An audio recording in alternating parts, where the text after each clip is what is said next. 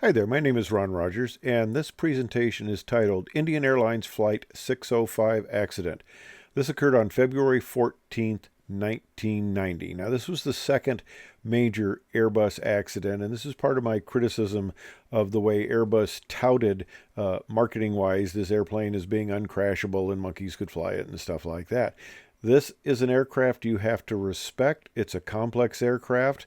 The modes, flight control modes, and in the flight control computer and the flight management system, you have to understand and respect these modes, or you can get yourself into trouble. It's a great airplane. I enjoyed flying it very much. I was a line check airman on this aircraft, and don't think you can go and copy this badge and get through airport security. The only thing this will get you is face down with a gun in your back, but because this is outdated, and even if you Photoshop the expiration date of 2016, which is interesting. I had to retire in 2015, so I guess I could still been a check airman for another year almost. That doesn't make sense. Anyway, I was a check airman on the 727, the Airbus, and the 777. And check airman does not have an easy job because now you're flying with somebody that's thoroughly trained on the aircraft, and you're just checking them out in line operations. But you have to watch out for the mistakes. And one thing that I didn't demonstrate these things, but I briefed thoroughly so the student pilot, whether a captain or a co-pilot, would understand what I call the gotchas, because every airplane has gotchas, and they're the things that can get you into trouble. Now, the Airbus is a complex aircraft with complex controls and modes, and you have to understand that.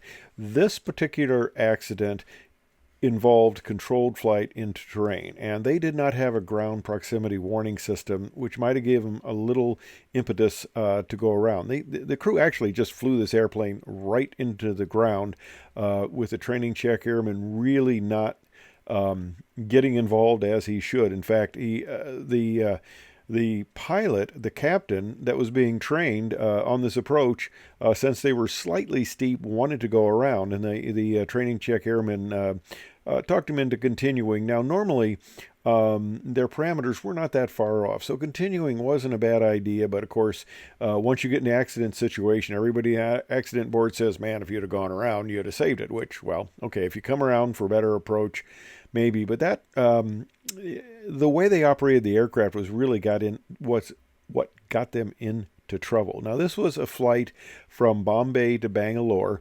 and it crashed in a golf court while attempting to land at Bangalore, killing 92 of the 146 people on board, and both pilots were killed in this accident. The crash drew a lot of criticism from the Indian Commercial Pilots Association. They claimed that the Airbus A320 had severe flaws, and that the systems were too confusing, and the crew was struggling to avert the crash. Well, I don't feel they were struggling to avert the crash. I feel they got themselves into certain troubles, and I would really blame the accident more on a lack of supervision by the training check captain, and probably poor training and systems understanding overall. Now, both these guys were new. The training check airmen, I mean, the aircraft just recently came into service, okay? So you got to give them a little bit of benefit of the doubt here, because the captain's new on the aircraft, and even the training check captain didn't have that many hours. He had 255 hours on the airplane, so that's not a whole bunch of time. And, of course, that's a period when you need to be super cautious. And it's kind of interesting on the crash. They flew below the glide slope. They touched down on the grounds of a golf course about 2,800 feet from the airport. In fact, most people on the aircraft, including some of the flight attendants sitting in the back there, thought it was a normal landing. Well, they ended up bouncing, and they later impacted the ground a second time. The impact caused several of the people's seats to fail, and people were thrown out of their seats and impacted the structure. And then they struck an embankment, and both of the pilots were killed. So of the 92 people who died in the crash, 88 of them were passengers and 4 of them were crew members. All right, so they're coming around on the approach, and they ended up getting just a little bit high, just a couple hundred feet high, not terribly high. A normal descent rate would have been 700 feet per minute, and the captain, Captain Fernandez, the captain being checked out, said, "Well, maybe we should go around." And the training check captain, no, we can make this. So how about we do 1,000 feet per minute down, which isn't outlandish. They were high enough to do that. So he selects 1,000 feet per minute down, and they get back to the glide slope. And okay, now that's fine. Let's set 700 feet per minute down. So here is where we get into the problem, because you notice those two knobs up there with the little yellow arrows. The one on the right is the vertical speed selector, and the one on the left is the altitude selector. And at the time of this accident, those knobs were the same. Well, they think it's important to have, and it has been changed as part of this accident, to a different tactile feel. So hopefully when you reach up, if you're not really paying attention, you'll notice that the knob feels different. I'm not sure if that always works, because a lot of times in a high workload, tense environment, I don't think you necessarily notice that one feels a little different than the other. But anyway, that was part of the solution. But here's what he did. And another part of this, the problem was that the flight directors should have both been off in this situation. They're flying a visual approach. They should have both been off. And we had a procedure where the flight directors were either both on or they were both off. And the pilot that was selecting the flight director change would do both switches. That was part of the procedure. So he'd go both on or both off, because if you're not in the same configuration of the flight director, you got a problem. And they weren't. The pilot flying has had his flight director off, which should have put him in speed mode, but the training check airman, the captain, co-pilot, the training instructor in the right seat had his on.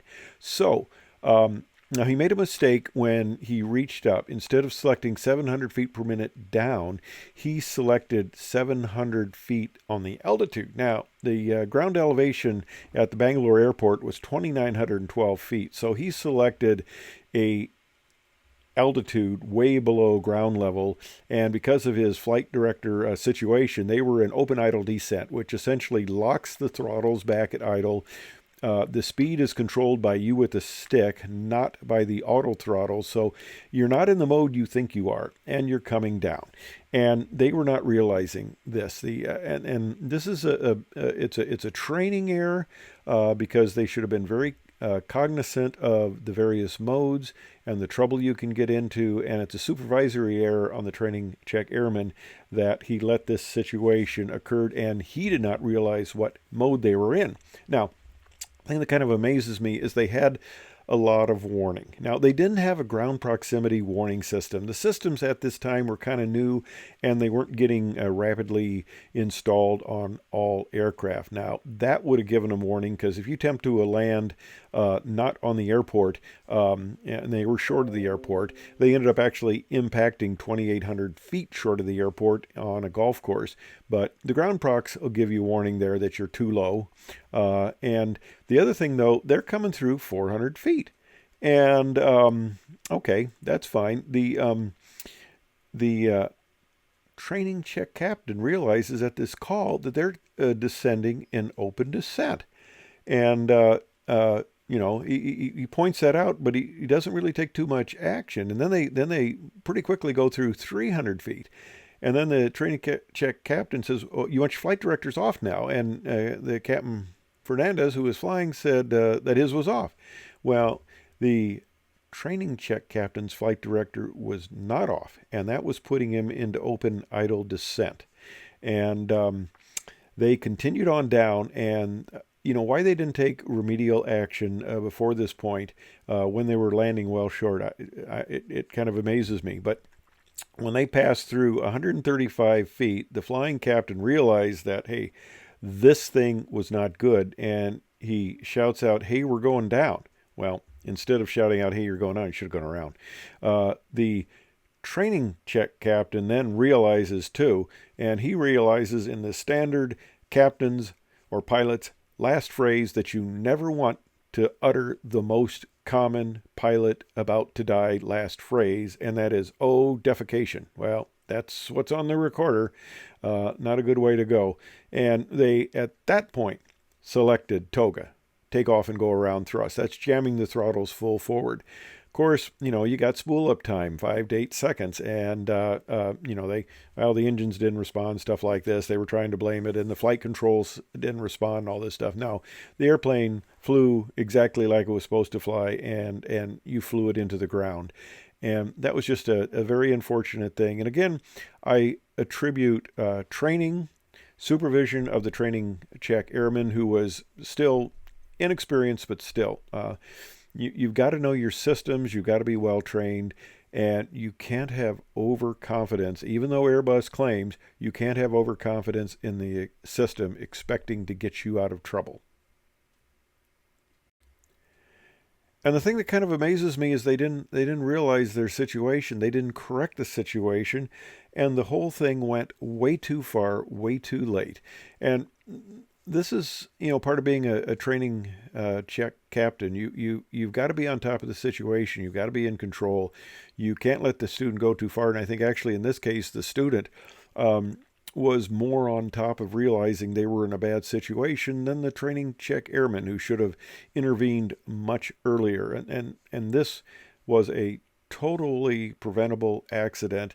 And yes, it's pilot error, but I think a big part of it is training and supervision of the training check airmen.